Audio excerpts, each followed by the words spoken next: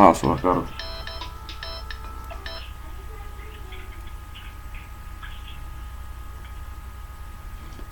Hold on.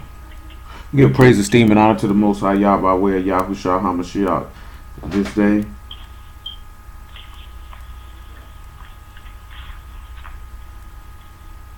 Now let's hit this John 5:39.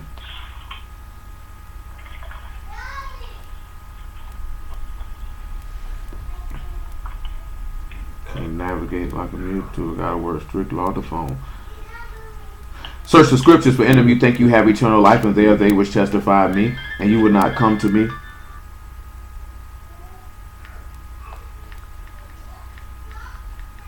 Hold on.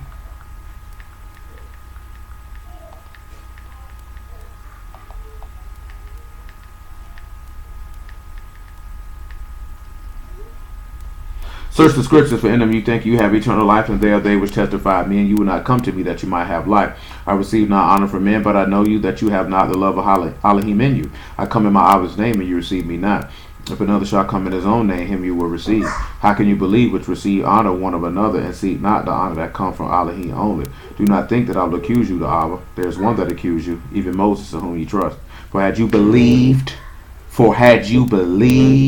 Moses, you would have believed me, for he wrote of me. But if you believe not his writings, how shall you believe my word? What we gonna deal with is the gospel.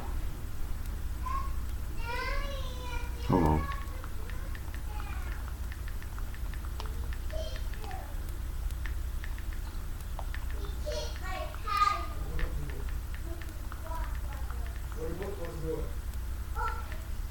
That's what we gonna deal with.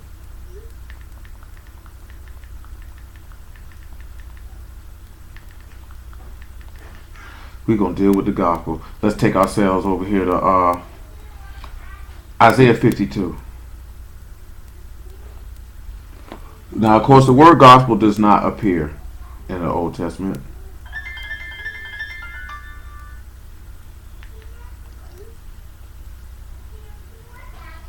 But it's good tidings is the word that we'll be focusing on.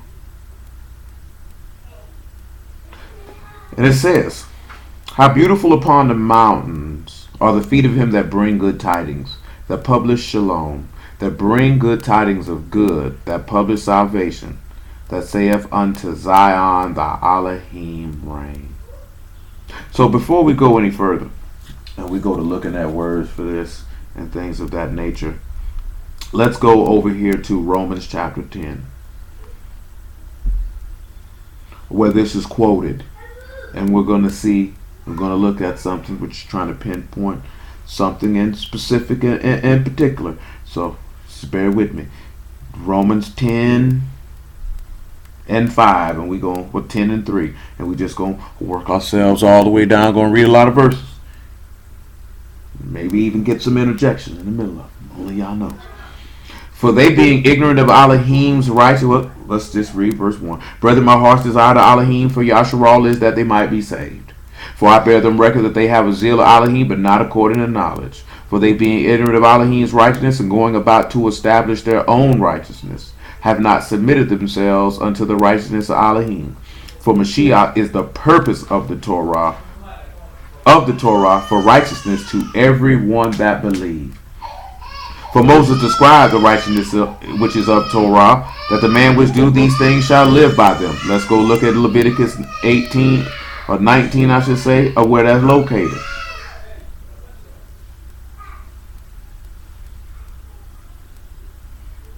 Make sure I'm in the right place.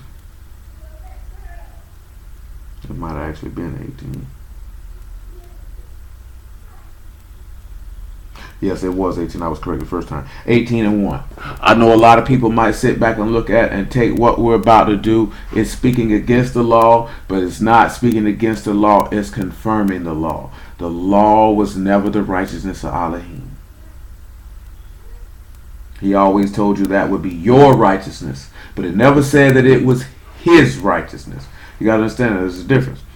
And Yahuwah spake unto Moses, saying, speak unto the children of Yasharal, and say unto them, I am Yahuwah your Elohim. After the doings of the land of Mizraim, wherein you dwelt, shall you not do, And after the doings of the land of Canaan, whither I bring you, shall ye not do. Neither shall you walk in their ordinances. Ye shall do my judgments and keep my ordinances to walk therein. I am Yahuwah your Elohim. You shall therefore keep my statutes and my judgments, which if a man do, he shall live in them. I am Yahuwah. But let's look at another place in Nehemiah, where he makes this same statement to a certain extent when he refers to sin. Nehemiah 9 and 27.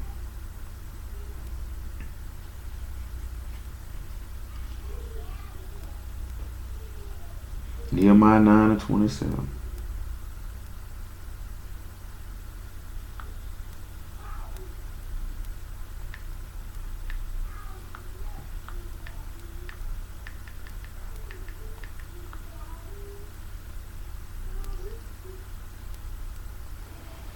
Therefore thou deliver them into the hand of their enemies who vexed them in the time of their trouble, when they cried unto thee. Thou heard them from Shamahim according to thy manifold mercies. Thou gave them saviors, who saved them out of the hand of their enemies. Notice it wasn't the law that saved them out of the hand of their enemies. It was just them crying and seeking unto the Elohim. So therefore that would have necessitated a particular action. But after they had rest, they did evil again before thee. Therefore left thou them in the hand of their enemies, so that they had the dominion over them. Yet when they returned and cried unto thee, thou heard from Shamahim, and many times did thou deliver them according to thy mercies. And testified against them that thou might bring them again to thy Torah. Yet they dealt proudly and hearkened not unto thy commandments, but sinned against thy judgments, which if a man do, he shall live in them. And withdrew the shoulder and hearkened their neck, and would not hear. Now, why is this important when it's talking about them crying unto him? 1 Kings chapter 8. And what we're dealing with, the fact is, of course, you notice it mentioned that, to bring them back to his law and to his judgments. But we're talking about the act of deliverance or salvation. They were saved when they cried unto him. If they cried unto him, it would necessitate one thing and one thing alone, that they had to believe that Yahuwah was the living Elohim and had the ability to save. They could have kept the laws all they wanted, but that did not mean that they believed, because therefore they would have felt like they wouldn't have had to cry unto him, because he would acknowledge their deeds and came and saved them. This is why he say, while you were without strength, he came and died for sinners. They had no strength. They were weak before their enemies, and they cried unto him, and he delivered them. 8 and 47. 8 and 46, actually. 1 Kings 8 and 46. If they sin against thee, for there is no man that sin not, and thou be angry with them, and deliver them to the enemy, so that they carry them away captives unto the land of the enemy, far or near. Yet if they shall bethink themselves in the land whither they were carried captives, and repent and make supplication unto thee in the land of them that carried them captives, saying, we have sinned, and have done perversely, we have committed wickedness, and so return unto thee with all their heart and with all their soul, and the land of their enemy, which led them away captive, and pray unto thee toward their land which thou gave unto their fathers, the city which thou hast chosen, and the house which I have built for thy name, then hear thou their prayer and their supplication in Shamahim, thy dwelling place, and maintain their cause, and forgive thy people that have sinned against thee, and all their transgressions where they have transgressed against thee, and give them compassion before them who carried them captive, so that they might have compassion on them. So let's take ourselves back to Romans chapter 10. This is not to minimize what the Torah is. It's for us to understand what the basar or the good tidings or the gospel is. They already had the law, so that clearly wasn't the good tidings. That clearly wasn't the good news.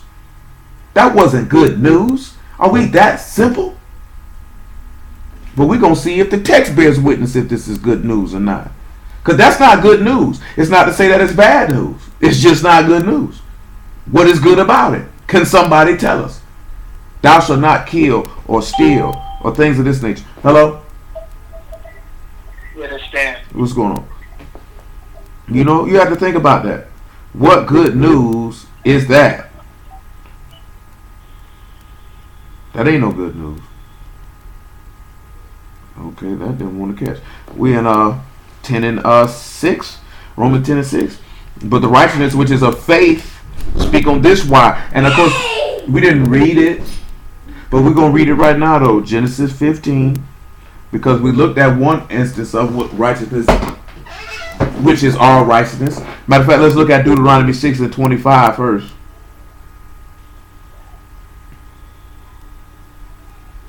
We'll make it 6 and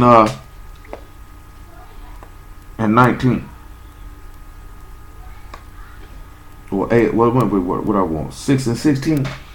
He said, you shall not tempt Yahuwah your Elohim as you tempted him in Massah. You shall diligently keep the commandments of Yahuwah your Elohim, and his testimonies, and his statutes which he hath commanded thee. And thou shalt do that which is right and good in the sight of Yahuwah, that it may be well with thee, and that thou may go and possess the good land which Yahuwah sware unto thy fathers, to cast out all thy enemies from before thee, as Yahuwah hath spoken. And when thy son asked thee in the time to come, saying, what mean the testimonies and the statutes and the judgments which Yahuwah Elohim have commanded you? Then thou shalt say unto thy son, we were Pharaoh's bondmen in Mizraim, and Yahuwah brought us out of Mizraim with a mighty hand. And Yahuwah showed signs and wonders great and sore upon Mizraim, and upon Pharaoh, and upon all his household, before our eyes. And he brought us out from thence, that he might bring us in to give us the land which he sware unto our fathers. Yahuwah commanded us to do all these statutes, to fear Yahuwah Elohim for our good always, that he might preserve us alive as it is this day.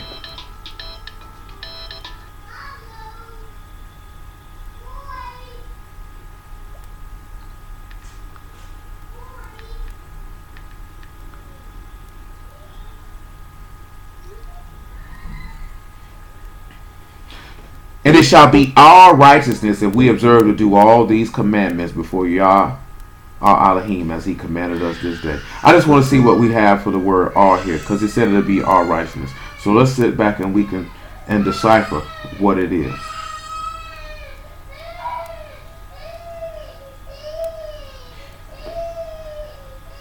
And it's just got the word for righteousness here. So, and which is Sadaka, and that's just all it is. There is no R. So it's a righteousness if we hear and obey all the commandments, because it's got Shema after that. So let's go over here to Genesis 15.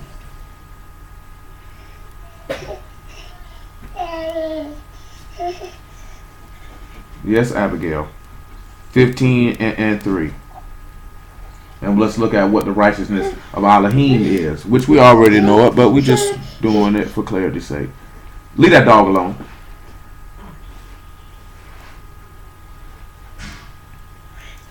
And Abram said, behold, to me thou hast given no seed, and lo, one born in my house is mine heir. And behold, the word of Yahuwah came unto me, saying, this shall not be thine heir. Stop. But he that come forth out of thy own bowels, move, shall be thine heir. And he brought him forth abroad, and said, look now toward Shamahim, and tell the stars, if thou be able to number them. And he said unto them, so shall thy seed be. And he believed in Yahuwah, and he counted it to him for righteousness. Right here, we see an example of the good tidings, or the gospel, or the good news. This man say, I don't have an heir. He told him, you will have an heir. And he believed it, and Yah counted it to him for righteousness. This is an example of the good news. That was good news for him. That was good news for him. This man is crying out, I don't have an heir to take my household and continue my name. And Yah gave him good tidings. Why is that important? Back to Romans 10. Yah willing, by the end of Saturday afternoon, it'll all be clear.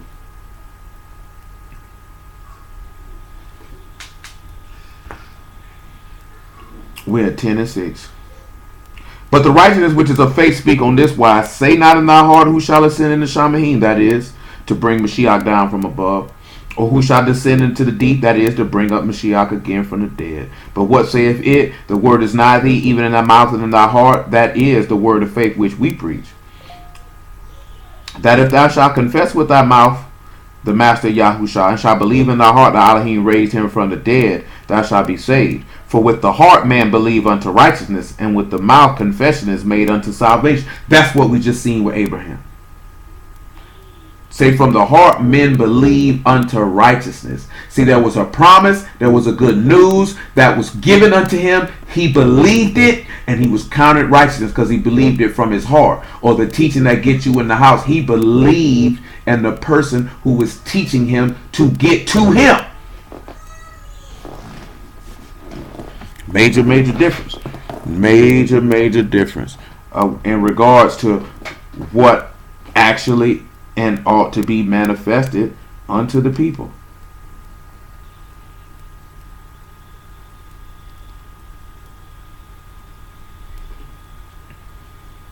For the scripture said, whosoever believe on him shall not be ashamed. For there is no difference between the Yahudim and the Greek. For the same master over all is rich unto all that call upon him. For whoever shall call upon the name of Yahuwah shall be saved. See, we talked about that last week with those tribulations.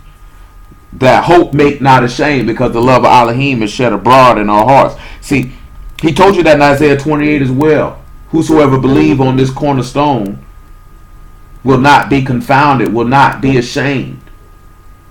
Notice again, see, let's look at, I mentioned Isaiah 28. Well, matter of fact, let's just look at it in 1 Peter then. We'll just look at it in 1 Peter because we already back there to make it easier for y'all to swim on around now. 1 Peter 2 and 5. Actually 2 and 6. Again, this is going to, well, and after that we'll look at Matthew 21 if I'm not mistaken. Because again, this does not minimize the Torah, but when you look at the Amunah or the Mat or the faith versus the Torah, the faith is greater, because the faith is the righteousness of Elohim, and those are the good tidings. There is no good news contained in telling somebody the law. You're teaching them the law to point them to the good news, which is the coming of the death, burial, and resurrection of Yahushua HaMashiach, and then you bring these two things into one, and the righteousness of Elohim is manifest. If you try to do one without the other, then you're going to be incomplete. If you just try to say faith in Yahushua with no law, then the people have no basis of what their faith in Yahushua is, therefore they're incomplete. If you try to come with the law and no testimony of Yahushua, then the people are still incomplete, because they may have Kadeshness, but they don't have obedience. And when I say obedience, I mean the righteous obedience of faith. That's what I mean. If that make any sense. And we are willing, by the time we complete all of this, it will make sense. The whole play. Wherefore also it is contained in the scripture, behold, I lay in Zion a chief cornerstone, elect, chosen, precious, and he that believe on him shall not be confounded. Unto you therefore which believe, he is precious. But unto them which be disobedient, the stone which the builders disallowed, the same is made the head of the corner, and a stone of stumbling and a rock of offense, even to them which stumble at the word, being disobedient, whereunto also they were appointed. So let's go to Acts chapter 13. He said that they were appointed. They said they don't believe as they were appointed. They reject the word. They don't believe the word. Let me quote the man correctly again before we go. This man says that they stumble at the word.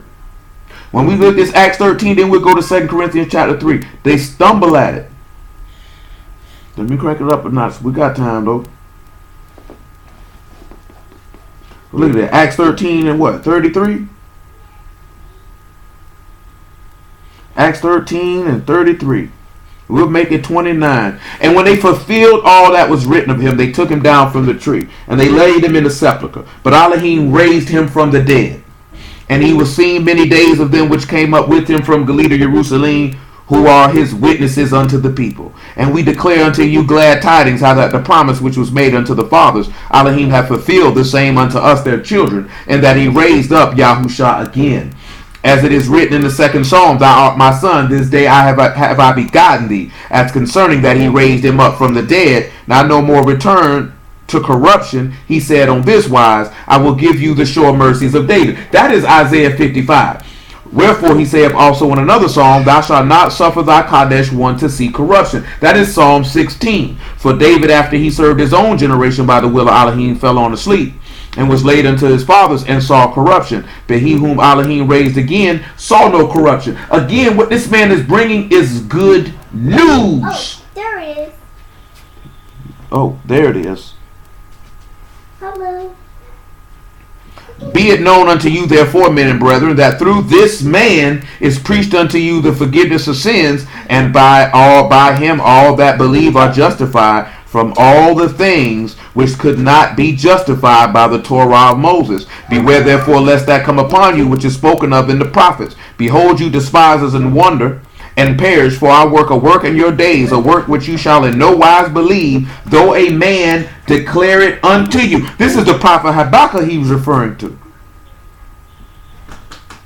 See, in another place that Paul said in the same chapter, if I'm not mistaken.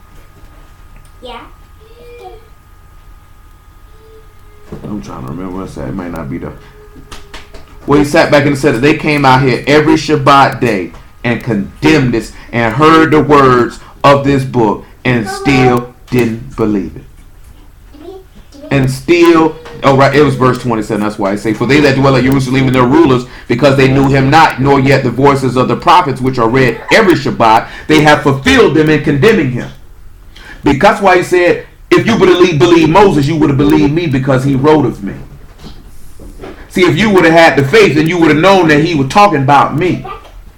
See, people sit around every Shabbat and they hear this here and they going to fulfill the book because they were appointed to be disobedient by condemning the right. When Hamashiach, don't come in here with all that noise. Don't come in here with all that noise. Don't even do it. In John chapter 16, when this man said clear as day that they would kill you and think they do Elohim service, they was killing Yahushua and thought they were doing Elohim service because they were appointed to do it. Come on back over here to 2 Corinthians chapter 3. I got to crank it up a little bit. 3 and what? 13? We'll look at 3 and 12. Hello, Tabby Abby.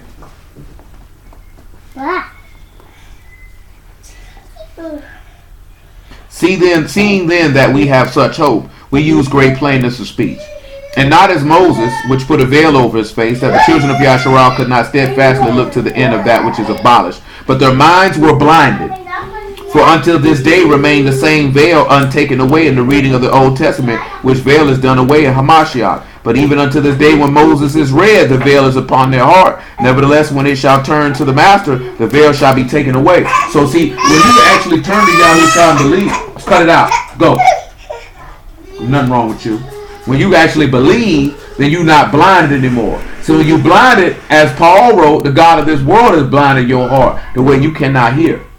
Let's go to Isaiah 52 and 7. 52 and 7.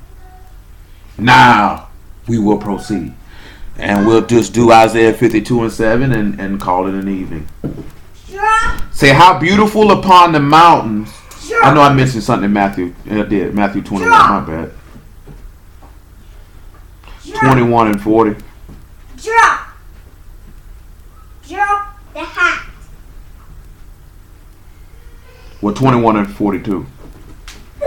Yahushua said unto them, did you never read in the scriptures, the stone which the builders rejected, the same has become the head of the corner. This is Yahuwah's doing, and is marvelous in our eyes. Therefore I said unto you, the kingdom of Elohim shall be taken from you and given to a nation, bringing forth the fruits thereof. And whosoever shall fall on this stone shall be broken, but unto whomsoever it shall fall, it will grind him to powder. And when the chief priests and Pharisees heard these parables, they perceived he spake of them. But when they sought to lay hands on him, they feared the multitude because they took him for a prophet. Now he's quoting Psalms 118, right? If you remember, there's a verse in there that points to a festival feast. Let's refresh your memories. Psalms 118 before we look at Isaiah 52 and 7. Let's refresh your memory. That's what you get. Let it go. You ain't going to do nothing but hurt yourself. Let it go.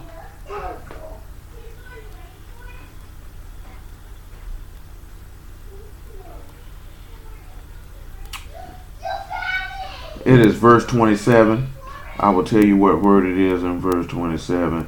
And it's the sacrifice. When verse 27, when it says bind the sacrifice, the word is kog. And it's a festival feast or a festival sacrifice.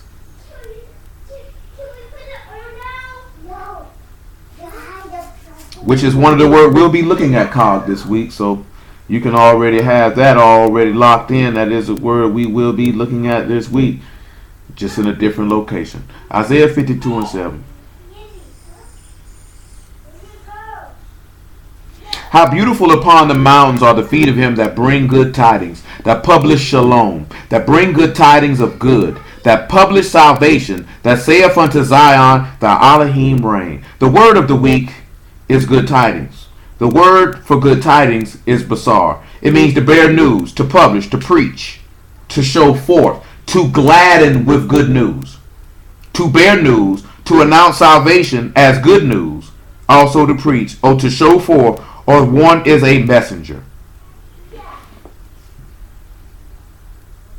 That take you back to when I tell you about how the Levites, the people should seek the law out of his mouth, for he's the messenger of Yahuwah of hosts. Let me check and see what word for messenger is. Malachi is not present, so I can't even check that. Hold on.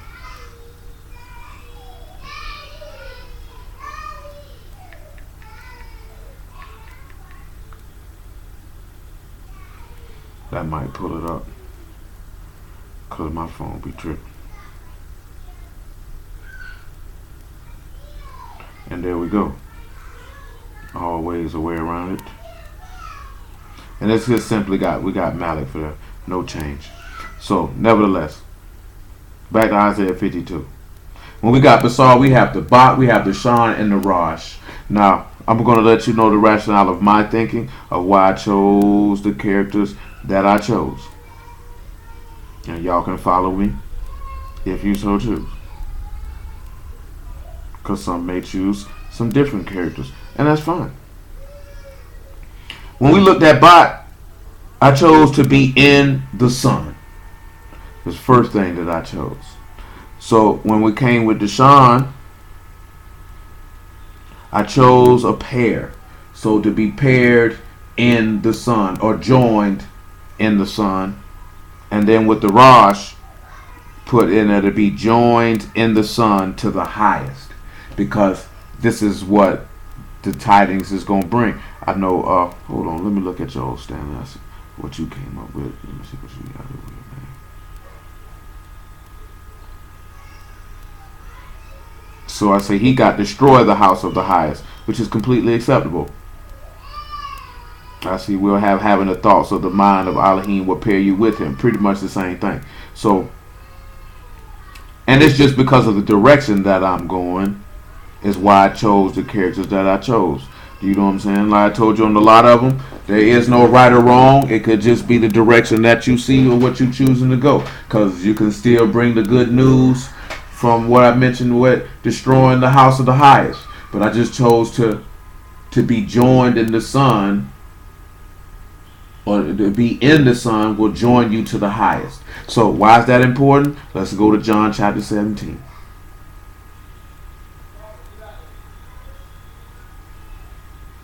Because we have to remember we are separated from Elohim. Why are we separated from Elohim? Because of sin.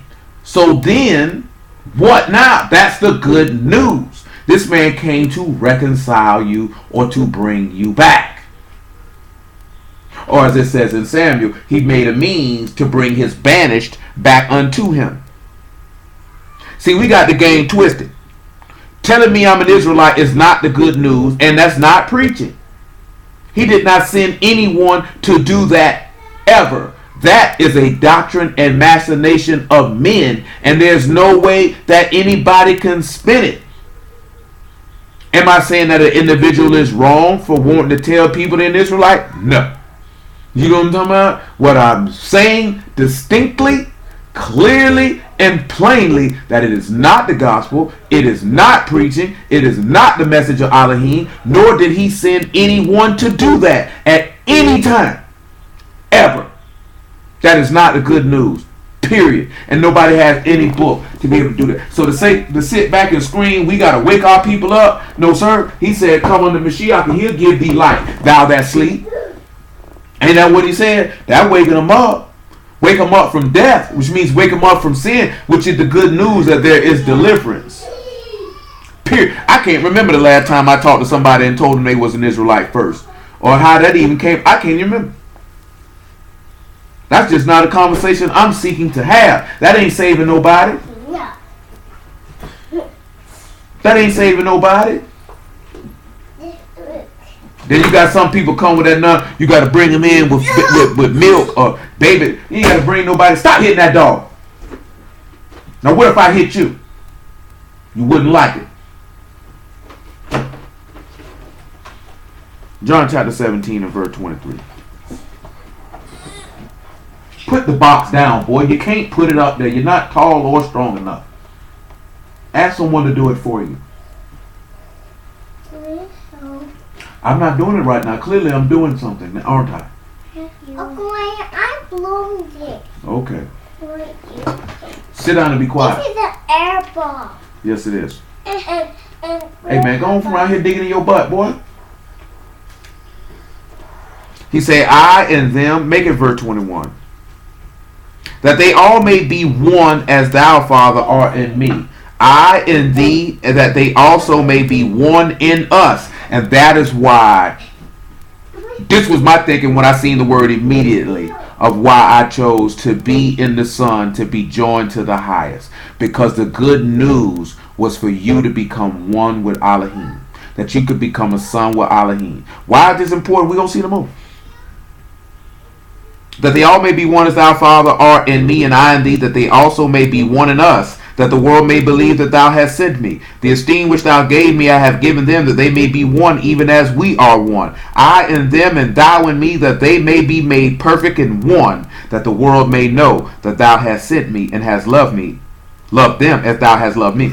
Notice that he kept stating how they could be made perfect in one. Because Yahushua said, I and my Father are one. Or Akkad. We just talked about that not too long ago.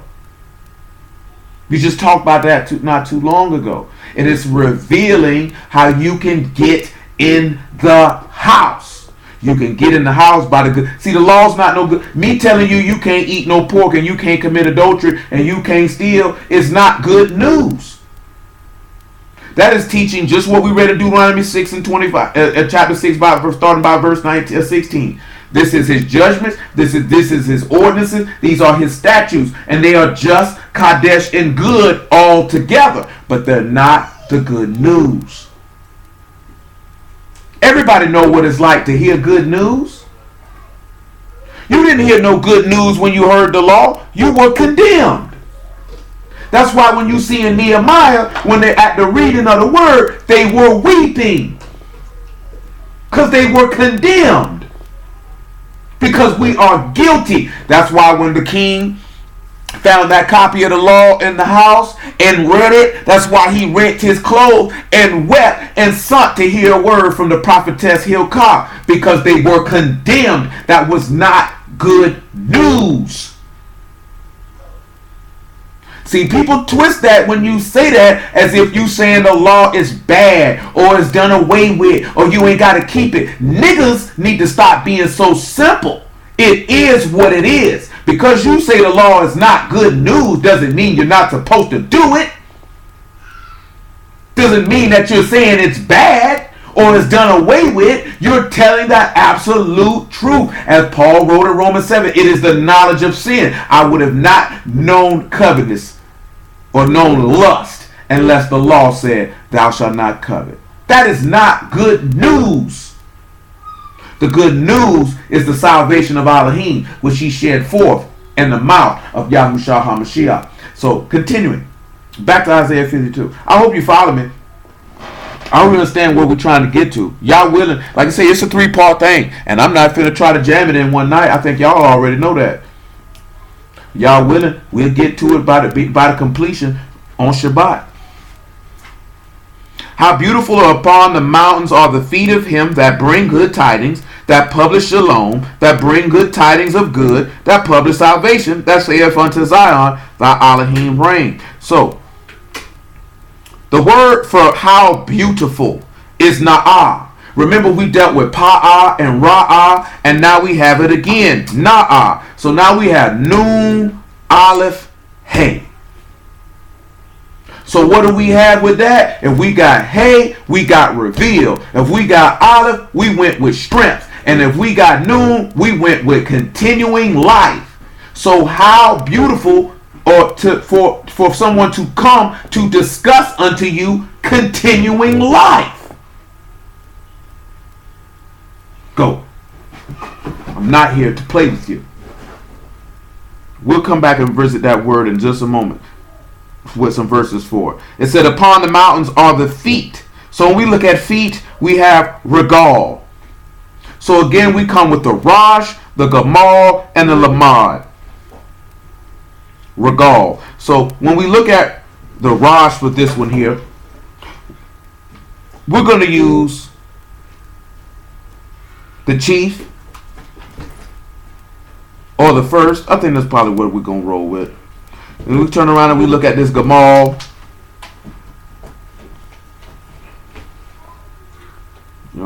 Forgive me, y'all. We'll look at to lift or to carry. The chief will carry. And then when we look at the Lamad,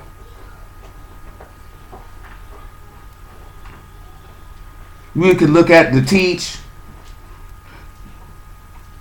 But we're probably going to look at that he's going to lift and carry the yoke. What would be that yoke if we sit back and look at how beautiful are the feet of him that is going to lift and carry the yoke? Let's come over here to Leviticus chapter 26 and verse 10. And let's look at that before we come back to Na'ah, which is revealing the strength of life. Because we have to look at the regal. Because it said how beautiful are the feet of him who is going to carry and lift your yoke. Remember he said, come unto me all ye that labor and I'll give you rest, and take my yoke upon you. For my yoke is light. See, before we turn it back, and then after this here, right, we're going to go to 1 Kings chapter 12. But let's look at this Leviticus 26 and 10. He said, I will set my tabernacle among you, and my soul shall not abhor you. And I will walk among you, and will be your Elohim, and you shall be my people. I am Yahuwah your Elohim, which brought you forth out of the land of Mizraim, that you should not be their bondmen. And I have broken the bands of your yoke, and made you go upright. So let's look at the Hebrew word for yoke in Leviticus 26. He said, I broke your yoke. I broke your yoke and caused you to go upright. Remember, this man is carrying your yoke. The word for yoke here is old. Simply mean yoke, or something that is literally placed upon your neck. Simple as that. But when you look at made you go upright, it's a totally different word than usual. And it's komiyuth. And it's something that is elevated or upright. And remember, looking right, he's lifting and he's carrying your yoke. He's caused that yoke to cause you to be upright or to be just. And this is said, how beautiful upon the mountains are the feet of him that does this. So the person who's going to come through and reveal to you the power of life is going to lift and carry your yoke. Let's sit back and let's look at the yoke that he lifted and carried. But before we do that, let's go to 1 Kings chapter 12.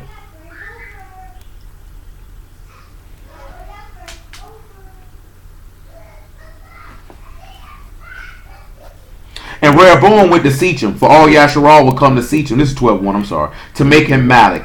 And it came to pass when Jeroboam the son of Nebat, who was yet in Mizraim, heard of it, for he was fled from the presence of King Solomon, Jeroboam dwelt in Mizraim. They sent and called him, and Jeroboam and all the congregation of Yasharal came and spake unto Rehoboam, saying, Thy father made our yoke grievous. Now therefore make thou the grievous service of thy father, and his heavy yoke which he put upon us lighter, and we will serve thee.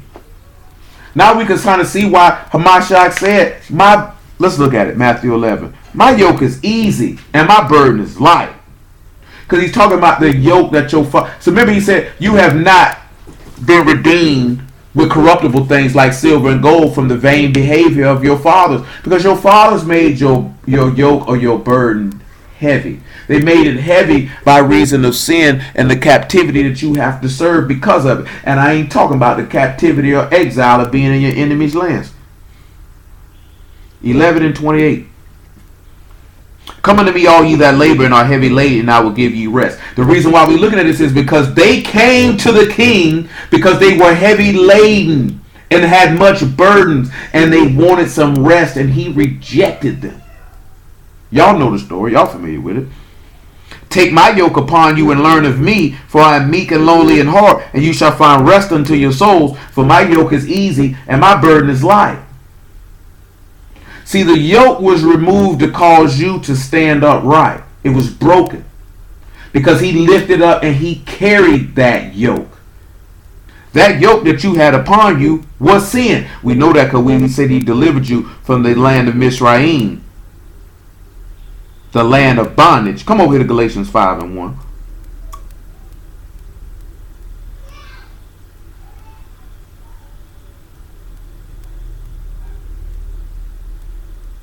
Give me one second. There's many ways I can go with that yoke, but I'm short on time. So, stand fast therefore in the freedom wherewith Mashiach hath made us free, and be not entangled again with the yoke of bondage. Why is that important? Be not again entangled with the yoke of bondage. Stand fast in the freedom. This would take us back to the law as well. See how this is going to take us back to the law? It's this. Excuse me. When we were freedmen, and I'm going to just let y'all know, Moses is an example that I was referring to when you look at good news being brought in the law. Let's look at what I'm talking about, because we got to be detailed with this. I can't do a lot of quoting. Exodus chapter 5. Actually, Exodus chapter 4. No. That ain't what I want. Exodus chapter 3. 3 and 16. Go gather the elders of Yasharal together and say unto them, Yahuwah Elohim of your Abbas, the Elohim of Abraham, of Isaac, and of Jacob, appeared unto me, saying, I have surely visited you, and seen that which is done to you in Mizraim. I have said, I will bring you up out of the affliction of Mizraim unto the land of the Kenites, the Hittites, the Amorites, the Perizzites, the Hivites, the Jebusites, unto a land flowing with milk and honey. And they shall hearken to thy voice, and thou shalt come, and thou and the elders of Yasharal unto the Malach of Mizraim shall say unto him, Yahuwah Elohim of the Abarim have met with us. Now let us go, we beseech thee, 3 days' journey into the wilderness, that we may sacrifice to Yahuwah our Elohim. Hold on one second.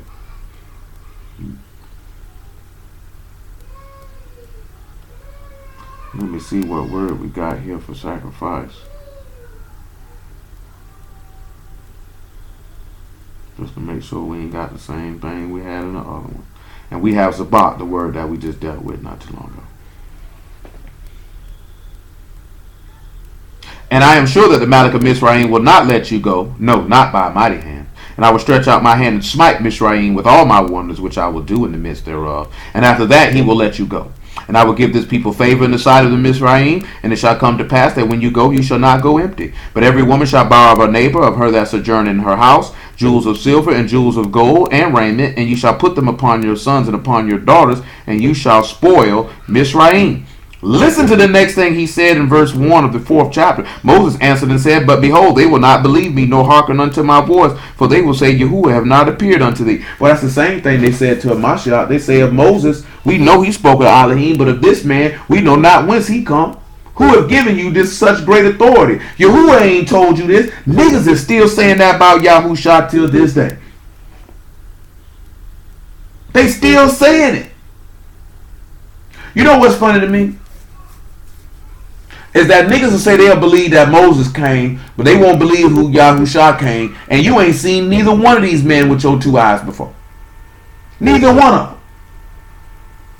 That's the part that killed me. Niggas will ridicule you if you say you got faith in the Mashiach when you got to have faith in the whole book. You ain't never seen none of this stuff happen. Not with your own 2 eyes. You didn't see it. You weren't there. Hebrews chapter 4 verse 1. I don't understand it. The logic of some individuals. Do you realize how strong you can be ridiculed and mocked in Hebrew circles for even speaking of a proclamation of a firm declaration of faith? They will mock you incessantly. Oh, he's a Christian light. He's a Christian brew. All this other type of stuff because these niggas don't want the good news. Do you not realize what he told them in Exodus chapter 3 was good news? This was an oppressed people who were told they were going to be set free. Yahushua was coming to an oppressed people because of sin and death and told them he would come to set you free. Because you should know how he carried your yoke. Because he put that stake on his shoulder. He bared your sins on his shoulder. The Nasar, he lifted up your sin. He says the Son of Man, as the serpent in the wilderness must be lifted up, so shall the Son of Man be lifted up. When the serpent in the wilderness was lifted up, everyone who looked upon it was healed. He said, look unto me, all you the ends of the earth, and be ye saved. Niggas is stupid. Let us therefore fear, lest the promise of being left us, of entering into his rest, any of you should seem to come short of it. For unto us was the gospel preached, as well as unto them, but the word preached did not profit them, not being mixed with the faith of them that heard it. Why is this important? Because he said, why do you want to be entangled with the yoke of bondage? See, when Moses came, he spoke a word of freedom. He brought good news. And we all know they said it was better for us in Egypt. We had cucumbers, leeks, and melons. He trying to kill us in this wilderness.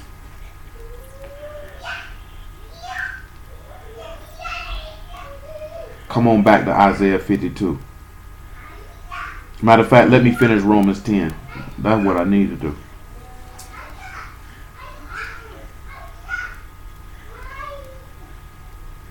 We in 10 in 14. Hello, Abigail. How then shall they call on him whom they have not believed? And how shall they believe on him whom they have not heard? And how shall they hear without a preacher? That's why we looked at Moses. Moses was the example of what we're talking about. And how shall they preach except they be sent, as it is written? How beautiful are the feet of them that preach the gospel of shalom and bring glad tidings of good things. How beautiful. So again, when you're looking at the feet are those who are lifting up and carrying the yoke, or showing you Yahusha to free you from your transgressions. Let's look at 2 Corinthians chapter 5 before we get to Isaiah 52. I hope this is clear what you can see what the gospel is, because we have 3 central verses of which the whole crux of us talking about the gospel are going to be built around. 2 Corinthians 5 and 17. Make it 16. Matter of fact, let's just make it 14. For the love of Mashiach constrain us, because we thus judge that if one died for all, then we're all dead. And that he died for all, that they which live should not henceforth live unto themselves, but unto him which died for them and rose again. Wherefore henceforth know we no man after the flesh, yea, though we have known Mashiach after the flesh, yet henceforth know we know him no more. Therefore if any man be in Mashiach, he is a new creature. Old things are passed away, behold, all things are become new. And all things are of Elohim, who have reconciled us to himself by Yahushua HaMashiach, and given to us this ministry of reconciliation. See, if it's the ministry, it's the service to reconcile. Which means if you to reconcile, someone has to lift up and carry that yoke. This is why Paul stated that the apostles was the offscoring of the people, and that though death work in us, life work in you, because they're carrying that yoke. To wit, that Elohim was in Mashiach, reconciling the world unto himself, not imputing their trespasses unto them, and hath committed unto us the word of reconciliation. Now then we are ambassadors for Mashiach, as though Elohim did beseech you by us.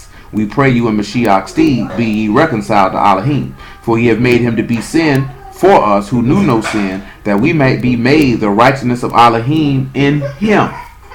See, Mashiach stated that he knew every commandment that his Father gave was life everlasting. Because everything that Yah commanded is eternal. And they believe him. See, a lot of brothers don't want to hear that because they want to skirt the righteousness of Elohim, as Paul stated, because they want to have their own righteousness. Back to verse 7 of Isaiah 52. So when we look at this here, right, and now we're that published shalom, that bring good tidings of good, that published salvation, that saith unto Zion, thy Elohim reign. So we're going to wind it down, and yeah, we're going to have a little cliffhanger to kick it on to the Shabbat night, y'all willing. When we look at Shema, you know we're looking at to hear, to listen, and to obey. So again, we have the Shan, we had the Meme, and we had the Hey.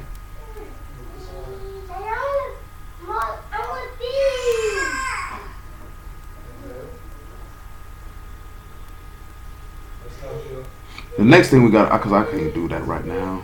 I don't have enough time. I still got to do Na'ah. Forgive me for that. Now when we look at publish shalom. So they're causing you to hear what? The destruction of the authority attached to chaos. The destruction of sin. The destruction of the devil. That's what, so somebody who's bringing good tidings is going to publish to you that Satan has been destroyed. Then it says to publish salvation. So now we're looking at Shema. Now they're going to cause you to hear Yahusha, because Yahusha is the word for salvation in this verse. And then let you know that your Elohim reigns. The word for reign is Malak. Remember, we dealt with Malak. A Malak is an individual who will serve. That this individual is going to teach you about the Ruach. They're going to show you, they're going to teach you the work of the Spirit. This is what a king is going to do. That means they're going to come and serve you, as Mashiach said. But y'all willing, we'll deal with all that on Shabbat when we have a lot more time. But when we look at Na'ah, the revealing of the power of life, I want you to come over here to Matthew 16, if I believe. And then this ties back to John 11, and we'll look at that as well. Matthew 16 and 26 or 24. So this is a key component, y'all willing, that we're going to pull into the Shabbat. If an individual, and let me go back and pull it and be so. So then if it says how beautiful, the beauty is they're going to reveal to you the power of life. Upon the mountains are the feet. The feet are the individuals who have been sent literally, but they're being sent to reconcile you to Elohim, because they are going to lift up and carry your yoke. Of him that bring good tidings, because they are going to have you to be what? Joined, to be in the Son, to join you to the highest or join you to the Father. Then they're going to publish or cause you to hear how he is coming to destroy the man who has power over sin. And that also they're going to bring good tidings of good, and they will cause you